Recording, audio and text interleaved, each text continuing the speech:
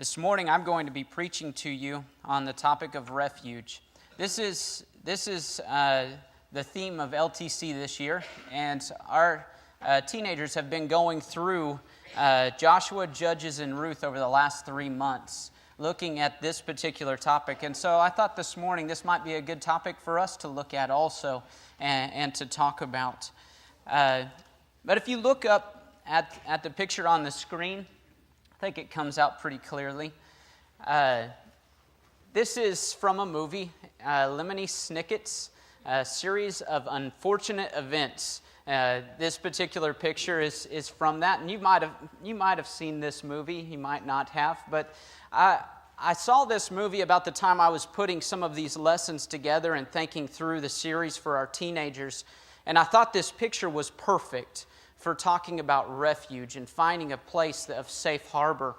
But in this particular movie, it starts out with 3 children, the Baudelaire children, and they are orphans at this time. Their parents have just passed away. They are very wealthy. They have a great deal of wealth, and they are orphans now at this particular time. And so if you can imagine that situation, very devastating, very somber starting of a movie even. But these 3 children are supposed to go to their nearest relative. And the person who's assigning them to this finds the closest relative in distance versus the nearest relative to the family. And ends up taking them to this family, it ends up being a gentleman, Count Olaf. And it is here that he pretends to want to take care of these children. He's going to give them the best home and all of these different things. But at the end of the day, after the person leaves the children with him, he begins to enforce them to do all kinds of labor, serving him, going about and providing food for all of his friends that are over. And it's this crazy situation. And after they've done all this hard labor all day long for him and worked very hard, and he's forced them and been really mean to them throughout this entire time, he sends them to the attic and locks them in there. And this is where this picture comes from. But you look at this picture, and you can look around the room. It's not fit for a child, especially a small child, to be in this room. There's bricks. There's a bed on the side that's just the metal frame left, the springs. There's no fabric left even on the box springs that are there. And it's this horrible situation. But the children decide that they are going to build a sanctuary. And I like the narrator in this story gives this definition at this time. He says, sanctuary, a word which here means a small, safe place in a troubling world, like an oasis in a vast desert or an island in a stormy sea. And I look at this picture, and you look at the outside of the tent, and you see all the destruction that's around them, all the hardships that they're going through, and all the things that would be very difficult for anyone to face. But they build this small, safe place. They project their parents up on the side with a light and looking over them, and they enjoy remembering the things that their parents did for them. They found this safe place within a world of craziness and a time of destruction that was going on all around them. Maybe today you feel like that in your own life. Maybe there's a point in your life where you felt like you needed a place like this to get away. A place that you could seek refuge, a place that you could find harbor to forget about all the things that are going on in your life and have help and have somebody who cared, somebody who was there for you. Sometimes we just need to let ourselves down and be able to be able just to escape the world and all the hardships.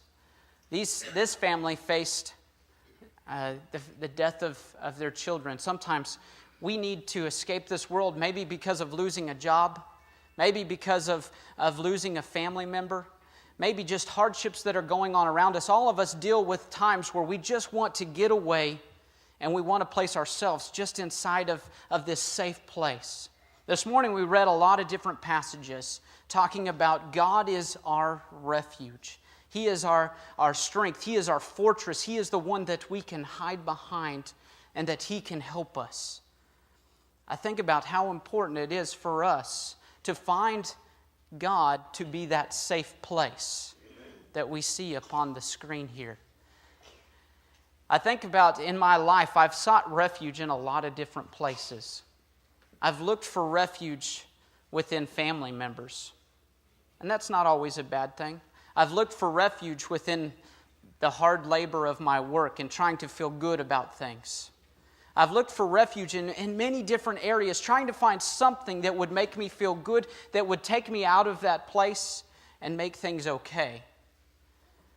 But at the end of the day, the only person that could give me the strength that I need, the only person that can give me what I need and give me that safe harbor is God. Amen. And so what a blessing it is for us to be able to look at this topic this morning. I want us to look at the book of Ruth. And so if you would, take out your Bible and open to the book of Ruth.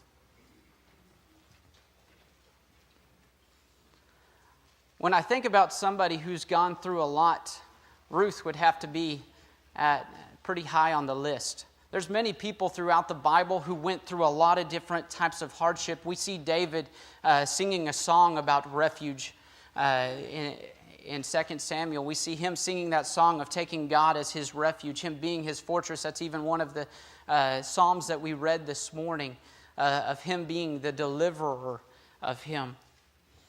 But I think about Ruth, and starting in Ruth chapter 1, we're not going to read all 4 chapters because I would exceed what Barry usually uses in time if we did that this morning.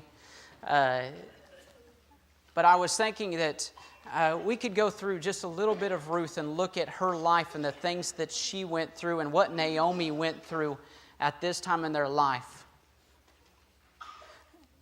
At the beginning of Ruth, it tells us that this is the time of Judges. So if you were to read the book of Judges, this story would fit somewhere within there. We don't know the exact time of when it was, but we know that a lot of things were going on with Israel. They would turn away from God and then they would come back. They would turn away from God and then they would come back. And this process would continue to happen over and over and over again. God would raise up another judge to turn them back to Him over and over again throughout this time. And so we see that there's constant things going on throughout this time.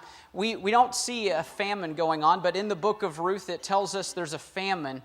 And this famine is pretty severe. It's so severe that Naomi and Elimelech have to pick up their family and they have to move. It's them and their 2 sons, Chilion and Mahlon, have to get up and they have to move to Moab. I find it very interesting. If you look up the name Bethlehem, even within this, you see that that name actually means house of food.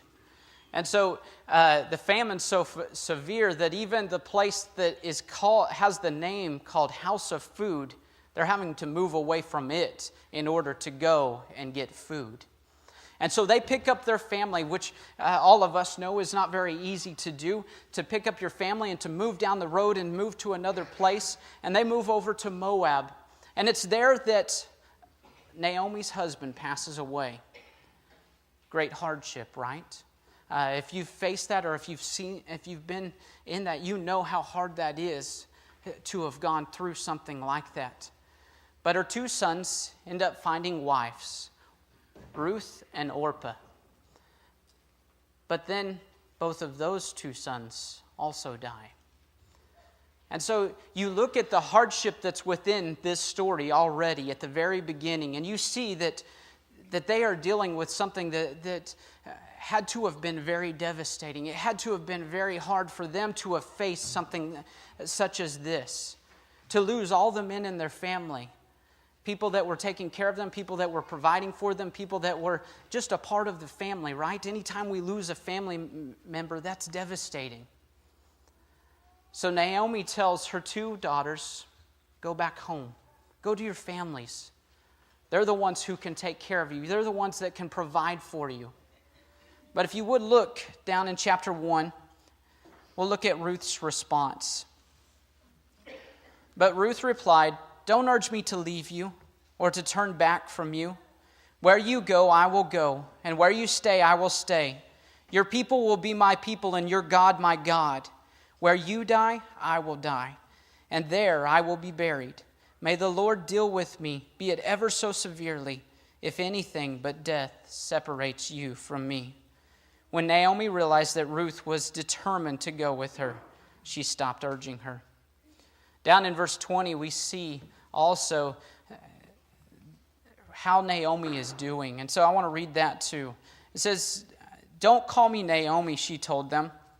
"Call me Mara, because the Almighty has made my life very bitter.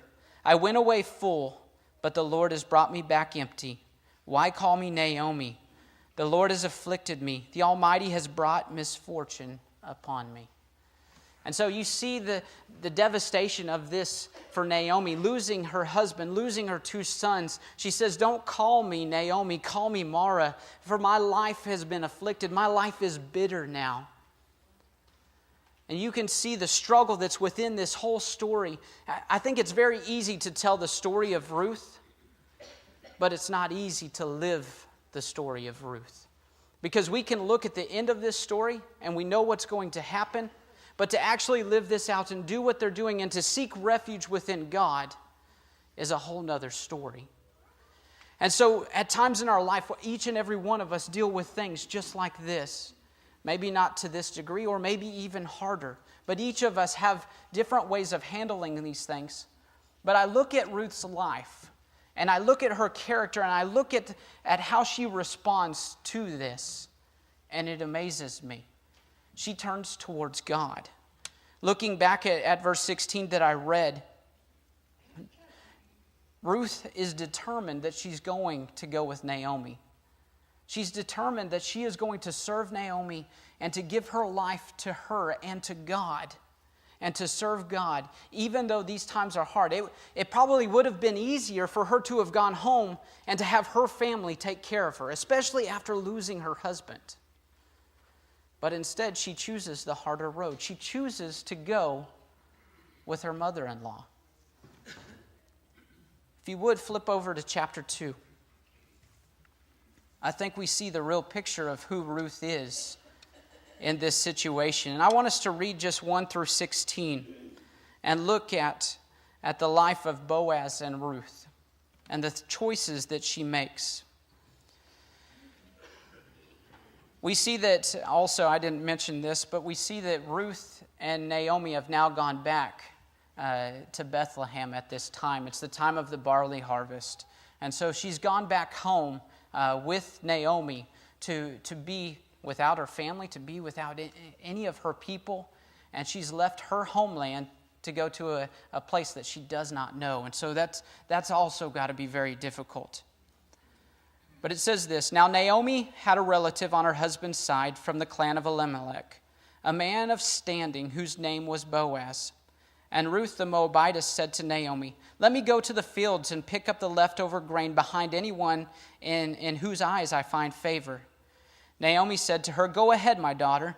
So she went out and began to glean in the fields behind the harvesters.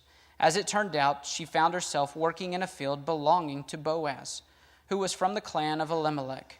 Just then Boaz arrived from Bethlehem and greeted the harvesters. 'The Lord be with you. The Lord bless you,' they called back. Boaz asked the foreman of his harvesters, whose young woman is that?' The foreman replied, 'She is the Moabitess who came back from Moab with Naomi.' She said, 'Please let me glean and gather among the sheaves behind the harvesters.' She went into the field, and she has worked steadily from morning till now, except for a short rest in the shelter." We look at just this first part of this story, and we see that we see Boaz being brought into the story at the very beginning of this, and it tells us that he's a man of standing, a man of character, a man who is known among the community as somebody that people know to be a good man. But we also see down in verse 4 that he is all about God's will. He tells in blessing his workers, the harvesters, he yells out to them, "The Lord bless you." And they call back, "The Lord be with you." And they call back, "The Lord bless you." And we see just from this situation the character of Boaz in him being a good man around the community, being a good person, that people know him as being a good, godly man. But we also see from verse 2, we see the character of Ruth. She says, "Let me go to the fields and pick up the leftover grain behind anyone in whose eyes I find favor." This is the job of a servant. This is the job that is not one that people would want to have. This is bearing the hard labor out in the fields and working hard in picking up grain and going behind the harvesters and doing something that is so difficult. And so we see Ruth being willing to be a servant, being willing to take that role and being humble enough to go out in the fields and serve her mother-in-law and to get the food that they need. But then we'll go on reading this in verse 8. "So Boaz said to Ruth, 'My daughter, listen to me. Don't go and glean in another field, and don't go away from here. Stay here with my servant girls. Watch the field where the men are harvesting, and follow along after the girls. I have told the men not to touch you. And whenever you are thirsty, go and get a drink from the water jars the men have filled.' At this she bowed down with her face to the ground. She exclaimed, 'Why have I found such favor in your eyes that you notice me, a foreigner?' Boaz replied, 'I have been told all about what you have done for your mother-in-law since the death of your husband, how you left your father and mother and your homeland and came to live with a people you did not know before. May the Lord repay you for what you have done.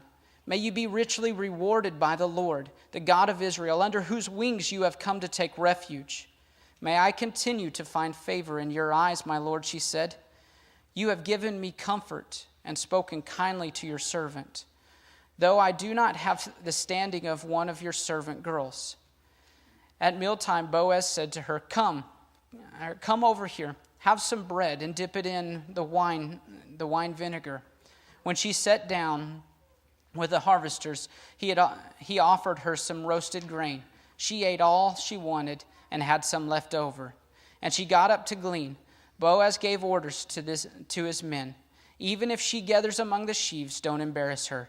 Rather, pull out some stalks for her from the bundles and leave them for her to pick up, and don't rebuke her.' So Ruth gleaned in the fields until evening. Then she threshed the barley she had gathered, and it amounted to about an ephah." I look at this situation and I think about specifically verse 12 here. "May the Lord repay you for what you have done. May you richly be rewarded by the Lord, the God of Israel, under whose wings you have come to take refuge." Under whose wings you have come to take refuge. During a time of hardship, during a time of trouble, we find Ruth out in the field, serving her mother-in-law, gathering up food so that they can eat. She's taking the role of even being less, she sees herself even being less than a servant. She sees herself as a foreigner and says, "I don't deserve to be treated this way." She has no form of entitlement, but she's humble in the actions that she takes. But we also see Boaz, a man of integrity, a man of great standing in the community, who's willing to take care of her, willing to tell his men, leave some food behind for her because of the great things that she's willing to do, because she's willing to take refuge in God. He shares those things with her. I think about in my life, and I think about in times when I struggle, in times when I find myself needing something or feeling just emotionally down. I don't know that I have always the character of Ruth, being willing to stand up and go out and serve the way that she did. The loving attitude that she had towards her mother-in-law, and taking refuge in God and saying, "God, take care of this problem for me. I know that if I take on the character that God desires and I do the things that God wants, I will be blessed in this, and my family will be blessed in this." It's the reason I told you that it was easy to tell this story is because when we read the end of this story, it's very easy to say, "Well, look at the blessing of this." But I think the hard part comes in us living this story out each and every single day. When we find ourselves emotional, when we find ourselves drained, when we find ourselves at our jobs and going through life and things are just difficult and we want to give up, do we take the character that God desires? Are we a person that somebody says, that's a person of noble character? There's a person with integrity. There's a person that is of God and seeks His refuge out. That's what it's all about, isn't it? And so we go on with this particular story. We see that Ruth comes back very blessed to her mother-in-law. And they share that food together. Ruth was blessed by the food even that Boaz gave her. She was full when she left his side and after working all day long in the fields. But it's now at this time that she finds out who Boaz is, that he's a kinsman redeemer. And I look at this situation and I see this beautiful story of two people who are humble, who are servants, who are giving and sacrificing everything. What could be more beautiful in a marriage than that? Right? And so Naomi tells Ruth, go and lay at the threshing floor. This basically, when she does this, she is offering herself in marriage to Boaz. He's a kinsman redeemer. He's the one who can redeem her through this by having children for her husband and her family.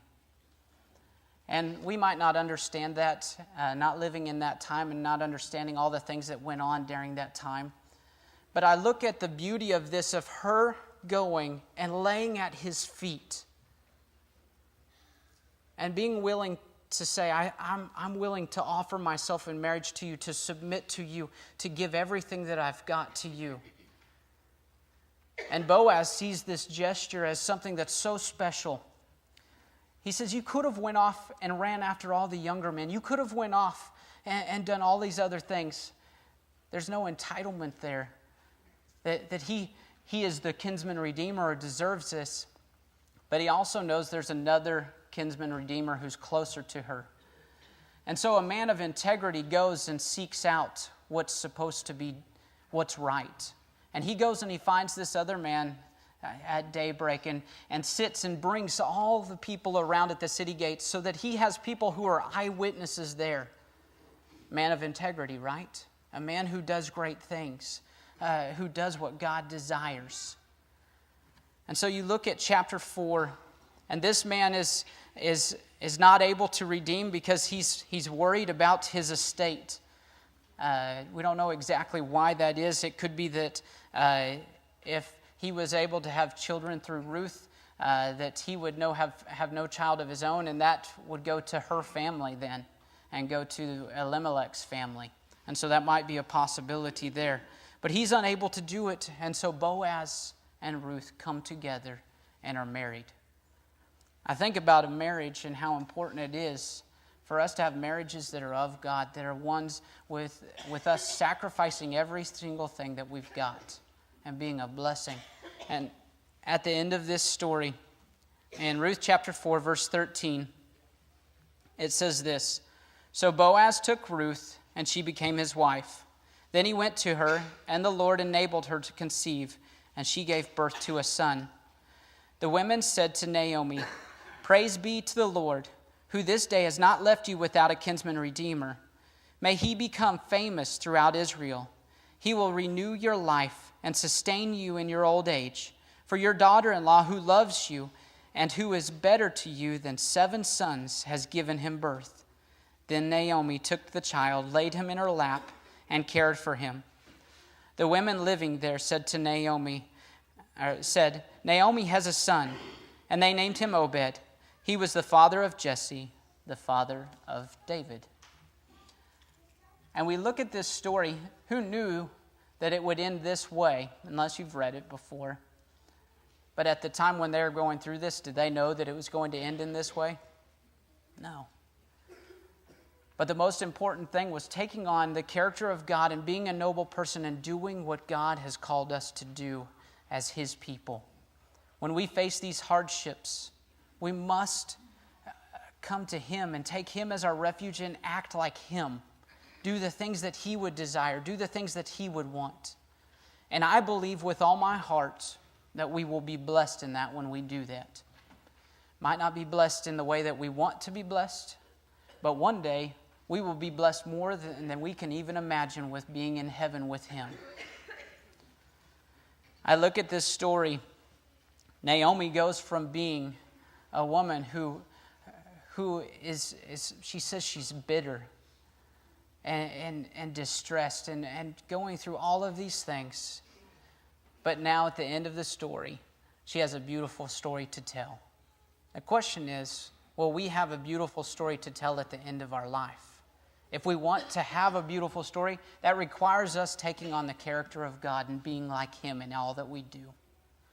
This morning, you might be having an issue in your life. You might be having just some emotional things going on, or just whatever it might be. No matter how big the problem, no matter how small it is, God wants to take care of that issue for you. He wants to help you through that. The way that we do that is by talking to Him in prayer and by acting like Him. Stay in His Word. Keep reading it. Keep seeking Him out. It will bless you beyond all that you can imagine. This morning, if you need anything, we are here for you as a church family. We ask that you come now as we stand and sing.